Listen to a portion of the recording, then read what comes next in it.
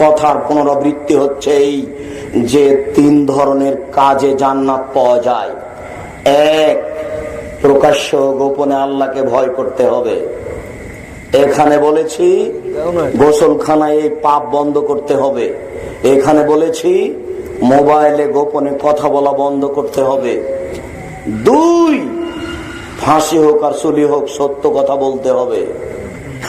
তিন, মধ্যম পন্থায় খরচ করতে হবে। রুই মাছ এভাবে কিনা যাবে না, রেশমি শাড়ি এভাবে কিনা ঠিক নয়, কাল টাকা না থাকলে পরিস্থিতি উল্টে যাবে। এই তিনটি কাজে জান্নাত পাওয়া যায়, সংসার ভালো চলে। আবার তিনটি কাজে জাহান্নাম হয়। তার এক নাম্বার কাজ বলেন তো কি? কৃপণতাকে মেনে নেওয়া। ভুলে গেলেন মনে হয়। কৃপণতাকে মেনে নেওয়া। দুই, প্রবৃত্তিকে মেনে নেওয়া। বলেন তো একটা প্রবৃত্তিকে মেনে নেওয়া মানে? টাকনুর নিচে প্যান্ট পরাই তো ভালো মনে আছে, জাযাকাল্লাহ খায়ের। আর মেয়েটার ছোট ব্লাউজ পরা, গেঞ্জি গায়ে দিয়ে বাজারে চলছে, তার মানে তার লজ্জা নেই।